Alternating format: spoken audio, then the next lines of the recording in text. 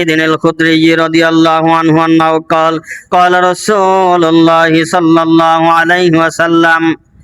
আবু সাঈদ খুদরি রাদিয়াল্লাহু আনহু থেকে বর্ণিত, তিনি বলেন, নবী মুহাম্মদ রাসূলুল্লাহ সাল্লাল্লাহু আলাইহি ওয়াসাল্লাম বলছেন, লা তাত্তাবিউন্না সানানাল্লাযীনা মিন ক্বাবলিকুম শিবরাম বিশিবরিন ওয়া দিরাআন বিদিরাইন হাত্তা লাউ দাখালু ফি জুহরি যাব্বিল লা ইত্তাবা'তুমুহুম। কুলনা ইয়া রাসূলুল্লাহ সাল্লাল্লাহু আলাইহি ওয়াসাল্লাম আল ইয়াহুদা ওয়ান নাসারা কালা ফামান। রাওয়াহু মুসলিম। মুসলিম গ্রন্থের হাদিস। আল্লাহ নবী সাল্লাল্লাহু আলাইহি ওয়াসাল্লাম সাহাবায়ে কিরামকে উদ্দেশ্য করে বলছেন, ও আমার সাহাবায়ে কিরাম, ও আমার সঙ্গী সাথী, শুনে রাখো, লা তাত্তাবিউন্না সানানাল্লাযীনা মিন ক্বাবলিকুম শিবরাম বিশিবরিন ওয়া দিরাআন বিদিরাইন। ও আমার উম্মত রে, ও আমার আদরের উম্মত, জেনে রাখো, আমার উম্মতদের মধ্য থেকে এমন একটা জামানা আসবে, আমার পরে এমন একটা যুগ আসবে, যেই যুগে, যেই জামানায় মানুষেরা তোমাদের পূর্ববর্তী যুগের মানুষদেরকে হুবহু অনুসরণ করতে থাকবে। আল্লাহর নবী, মহানবী, বিশ্ব নবী মুহাম্মদুর রাসূলুল্লাহ সাল্লাল্লাহু আলাইহি ওয়াসাল্লাম উদাহরণ দিতে গিয়ে বলছেন, এমনকি হাতে হাত রেখে, ঘতে ঘট রেখে তারা তাদেরকে অনুসরণ করবে। এমনকি ওই লোকেরা, তোমাদের পূর্ববর্তী যুগের লোকেরা যদি গুইসাবের গর্তের ভিতরে প্রবেশ করে, তাদেরকে অনুসরণ করতে গিয়ে ওই আমার উম্মতের লোকেরা তাদেরকে অনুসরণ করতে গিয়ে গুইসাবের গর্তের ভিতরেই প্রবেশ করবে। আল্লাহর নবীকে জিজ্ঞেস করা হলো, ইয়া রাসূলুল্লাহ, ইয়া নবী আল্লাহ, তারা কারা? তাদেরকে তো তাদের নাম তো আপনি বললেন না, তারা কি ইহুদি এবং খ্রিস্টান নাকি? তখন রাসূলুল্লাহ বললেন, ইহুদি এবং খ্রিস্টান না হলে তাহলে কারা হবে? আমি তো ইহুদি খ্রিস্টানদেরকে বুঝাচ্ছি, পূর্ববর্তী জাতি দ্বারা ইহুদি এবং খ্রিস্টানকেই বুঝাচ্ছি। তাহলে দেখেন, এই হাদিস স্পষ্টভাবে বলছে, যেমন একটা জামানা আসবে মানুষেরা ইহুদি এবং খ্রিস্টানদের অনুকরণ করবে হুবহু। এখন সেই জামানাটা এসেছে।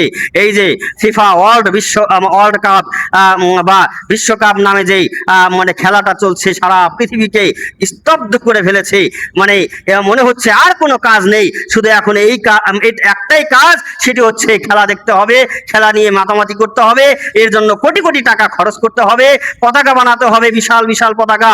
এই এক একটা পতাকার পিছনে লক্ষ লক্ষ সওয়াব রয়েছে, লক্ষ লক্ষ নেকি রয়েছে। এরকম মনে হয়, আপনার ভাবনা দেখে এরকমই মনে হয় যে পতাকা বানালে সওয়াব আছে, তারপরে এর জন্য যত ধরনের জুয়া খেলবেন সেগুলোতেও সওয়াব আছে। এই হলো আমাদের আজকে মুসলমানদের অবস্থা। আল্লাহ নবী সাল্লাল্লাহু আলাইহি ওয়াসাল্লাম বললেন যে ইহুদি খ্রিস্টানদেরকে মানুষ হুবহু অনুসরণ করতে থাকবে। আজকে সেই জামানা মনে হচ্ছে যেন সেই জামানায় আমরা অবস্থান করছি। আজকে ইহুদি খ্রিস্টান যা দেয় আমরা সেটা লুফে নিয়ে সেটাই গলদকরণ করি। আমরা একবার ভাবি না যে তাদের অনুসরণ করা মানেই হচ্ছে মান তাশাব্বাহা বিকওমিন ফাহুয়া মিনহুম। যেই ব্যক্তি যেই জাতিকে অনুসরণ করবে তার হাসর নাসর সেই জাতির সাথেই হবে। তাহলে ইহুদি খ্রিস্টানকে আপনি অনুসরণ করছেন, আপনার হাসর নাসর ওই আল্লাহ তাআলা ওই কি বলে ইহুদি খ্রিস্টানদের সাথেই আপনার হাসর নাসর করবেন। তাহলে আমরা কোন জ্ঞানী? ওই তারা দিচ্ছে গণতন্ত্র, সেটাই মানছি। তারা দিচ্ছে বিশ্বকাপ, ওই সেখানে অশ্লীলতা, বেহায়াপনা, জুয়া খেলা।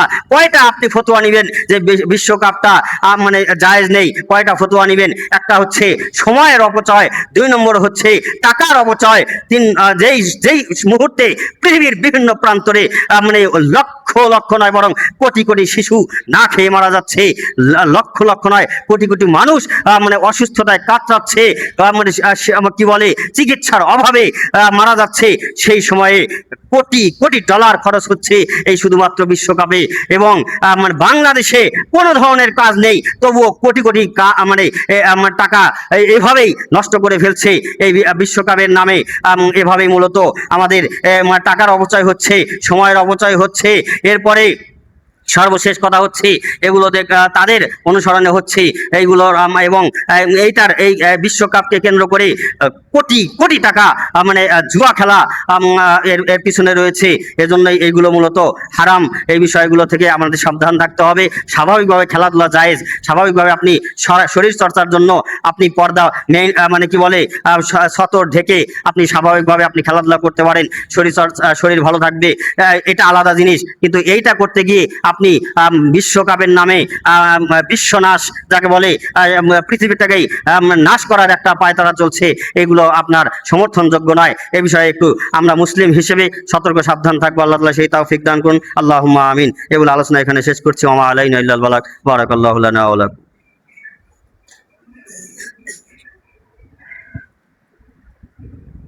الحمد لله وحده والصلاة والسلام على من لا نبي بعده. ربنا ظلمنا أنفسنا وإن لم تغفر لنا وترحمنا لنكونن من الخاسرين. ربنا آتنا في الدنيا حسنة وفي الآخرة حسنة وقنا عذاب النار. رب ارحمهما كما ربياني صغيرا. رب ارحمهما كما ربياني صغيرا. আল্লাহ তাআলা আমাদের জীবনের সমস্ত গুনাহ খাতা তুমি মাফ করে দাও। আয় আল্লাহ, আমাদের মধ্য থেকে যত মাইয়িত কবরস্থ হয়েছে, কবরে আযাব থাকলে মাফ করে দাও। আয় আল্লাহ, কবরকে জান্নাতের বাগান বানিয়ে দাও। আয় আল্লাহ, আমাদের যাবতীয় বালা মুসিবত দূর করে দাও। আয় আল্লাহ, প্রত্যেকের পরিবারকে শান্তিময় করে দাও। আয় আল্লাহ, বেকার থাকলে বেকারত্ব দূর করে দাও। আয় আল্লাহ, যারা ছাত্রত্ব আয় আল্লাহ সফল করে দাও। আল্লাহ, ছাত্র জীবনে মেধা বাড়িয়ে দাও। আল্লাহ, কর্মজীবনে সফলতা এনে দাও। আয় আল্লাহ তাআলা, এখানে যারা অসুস্থ আয় আল্লাহ সুস্থতা দান করে দাও। আয় আল্লাহ, আমাদেরকে 5 ওয়াক্ত সালাত বা জামাত আদায় করার তৌফিক দিয়ে দাও। আয় আল্লাহ তাআলা, যখন দুনিয়া ছেড়ে চলে যাব আমাদের মুখ দিয়ে জারি করে দিও লা ইলাহা ইল্লাল্লাহ। ইবাদাল্লাহ রাহিমাকুমুল্লাহ, ইন্নাল্লাহা ইয়া'মুরুকুম বিল আদলি ওয়াল ইহসান ওয়া ইতা'i যিল কুরবা ওয়া ইয়ানহা আনিল ফাহশাই ওয়াল মুনকারি ওয়াল বাগি ইয়া'iদুকুম লা'আল্লাকুম তাযাক্কারুন। ফাযকুরুনি আযকুরুকুম ওয়াশকুরুলি ওয়া লা তাকফুরুন।